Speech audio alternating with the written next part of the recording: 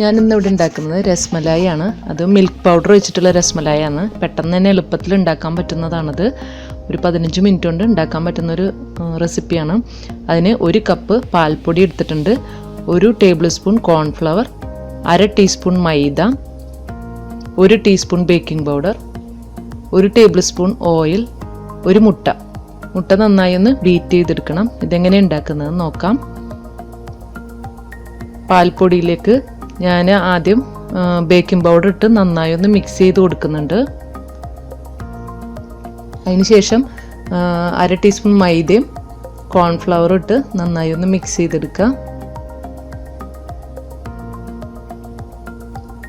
നന്നായി മിക്സ് ചെയ്തതിന് ശേഷം അതിലേക്ക് നമുക്ക് എടുത്തു വെച്ച ഓയിൽ ചേർത്ത് നല്ല സോഫ്റ്റായിട്ടൊന്ന് കൈകൊണ്ടൊന്ന് പുട്ടിന് നനയ്ക്കുന്ന പോലെയൊക്കെ നനച്ചെടുക്കാം. അങ്ങനെ ഞാനൊന്ന് നനച്ച് വെച്ചിട്ടുണ്ട്. അതിലേക്ക് ബീറ്റ് ചെയ്ത എഗ്ഗ് ഇട്ട് നമുക്ക് നന്നായി കുഴച്ചെടുക്കാം. നമുക്കിതിലേക്ക് വേറെ വെള്ളമോ പാലോ ഒന്നും ആഡ് ചെയ്യേണ്ട ആവശ്യമില്ല. ഈ മുട്ട ചേർത്തിട്ട് നന്നായി കുഴച്ചെടുക്കാം. ഇത് ചെറിയ ബോളാക്കിയെടുത്ത് ചെറിയ ബോളാക്കിയാൽ മതി, വലുതാക്കണ്ട. ഇത് നല്ല വലിയതായിട്ട് വരും. അപ്പോൾ അതുകൊണ്ട് ചെറിയ ബോൾസാക്കി എടുത്ത് ഒന്ന് ചെറുതായിട്ടൊന്ന് പ്രസ് ചെയ്ത് കൊടുക്കാം. വലുതാക്കിയാൽ ചിലപ്പോൾ ഉള്ളു വെന്ത് കിട്ടാൻ കുറച്ച് പണിയാവും. അപ്പം നമുക്കിത് ചെറിയ ബോളാക്കിയിട്ട് തന്നെയാണ് എടുക്കേണ്ടത്. ഇത് ഡബിളായിട്ട് വീർത്ത് വരും. അതൊക്കെ ഇതുപോലെ പ്രസ് ചെയ്ത് നമുക്ക് എല്ലാ ബോളും ഉരുട്ടിയെടുക്കാം.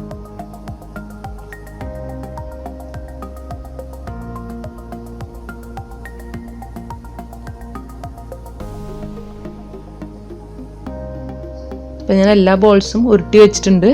ഇനി നമുക്ക് പാല് എടുക്കാം. ഒരു പരന്ന പാത്രം വേണം എപ്പോഴും ഇത് ഉണ്ടാക്കാൻ വേണ്ടി എടുക്കാൻ. ഇത് വലിയൊരു പാത്രത്തിലേക്ക്, പരന്ന പാത്രത്തിലേക്ക് ഞാൻ ഒരു 700 ml പാല് ആഡ് ചെയ്യുന്നുണ്ട്. അതിലേക്ക് 1/2 കപ്പ് പഞ്ചസാര, 1 ഏലക്ക പൊടിച്ചത് ചേർക്കുന്നുണ്ട്. നന്നായി മിക്സ് ചെയ്ത് നമുക്കിത് അടുപ്പത്ത് വെച്ച് ഒന്ന് തിളപ്പിച്ചെടുക്കാം. ഇപ്പം ചെറുതായിട്ടൊന്ന് തിളച്ച് വരുന്നുണ്ട്. നല്ല തിളച്ചതിന് ശേഷം നമുക്ക് തീയൊന്ന് കുറച്ചിട്ട് വേണം ഈ ബോൾസ് ഇട്ട് കൊടുക്കാൻ. ഈ ബോൾസ് ഇട്ടതിന് ശേഷം ചെറിയ സിമ്മിലാക്കിയിട്ട് വേണം നമുക്കിത് വേവിച്ചെടുക്കാൻ. ഒരു 10 മിനിറ്റോളം അതിലിട്ട് വേവിച്ചെടുക്കേണ്ടി വരും. അപ്പം നമ്മുടെ ഇതൊന്ന് ചെറുതായിട്ടൊന്ന് വീർത്ത് വന്നിട്ടുണ്ട്. ഇതൊന്ന് പതുക്കൊന്ന് അധികം ഇളക്കി കൊടുക്കരുത്, അപ്പോൾ പൊടിഞ്ഞു പോവും. ചെറിയതായിട്ട് സ്പൂൺ വെച്ചൊന്ന് പതുക്കെ പ്രസ് ചെയ്തിട്ടുണ്ടെങ്കിൽ അത് തന്നെ അങ്ങോട്ട് തിരിഞ്ഞു വീഴും. അതുപോലെ നമുക്കൊന്നെല്ലാം മറിച്ചിട്ട് കൊടുക്കാം.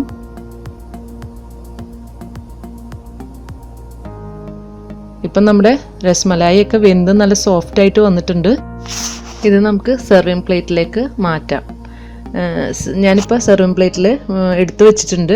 അതിൻ്റെ മുകളിലായിട്ട് നമുക്ക് പിസ്ത ഫ്ലേക്സും പിസ്ത ചെറുതായിട്ടൊന്ന് പൊടിച്ചതും സാഫ്രോൺ ഇട്ടൊന്ന് ഡെക്കറേറ്റ് ചെയ്യാം.